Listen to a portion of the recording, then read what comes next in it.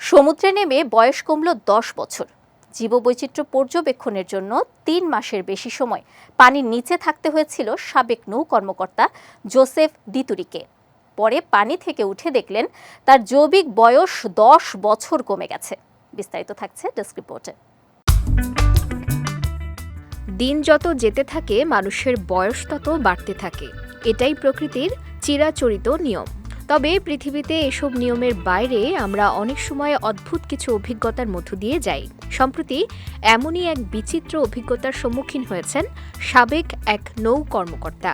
৩ মাস সমুদ্রে থাকার পর দেখলেন তার জৈবিক বয়স ১০ বছর কমে গেছে।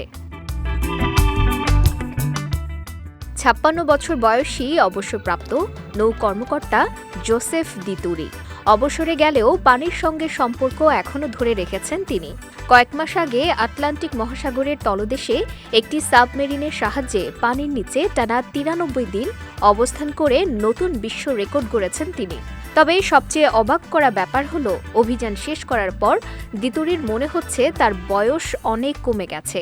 স্থলে ফিরে আসার পর চিকিৎসকেরাও তার স্বাস্থ্য পরীক্ষা করে আশ্চর্য রকম উন্নতির কথা জানিয়েছেন। চিকিৎসকরা বলছেন, মানুষের শরীরে প্রতিরক্ষামূলক ডিএনএ ক্যাপ হিসেবে পরিচিত যে টেলোমেরেস থাকে সেটি বয়স বাড়ার সঙ্গে সঙ্গে সংকুচিত হতে থাকে, কিন্তু দিতুরির ক্ষেত্রে হয়েছে উল্টো। পানির নিচে যাওয়ার আগে দিতুরির টেলোমেরেস যে অবস্থায় ছিল, অভিযান শেষ করার পর সেটি এখন ২০% দীর্ঘ হয়ে গেছে, যা থেকে সহজেই বলা যায় দিতুরির বয়সও উল্টো পথে ১০ বছর এগিয়ে এসেছে। এছাড়াও দিতুরির স্টেম সেলের সংখ্যাও বেড়ে গিয়েছিল। আগের তুলনায় ভালো ঘুমও হচ্ছিল তার। আর কোলেস্টেরলের মাত্রা ৭২ পয়েন্ট কমে তার শরীরে প্রদাহ সৃষ্টিকারী পদার্থের পরিমাণও অর্ধেক হয়ে গিয়েছে। বিজয় টিভি নিউজ ডেস্ক।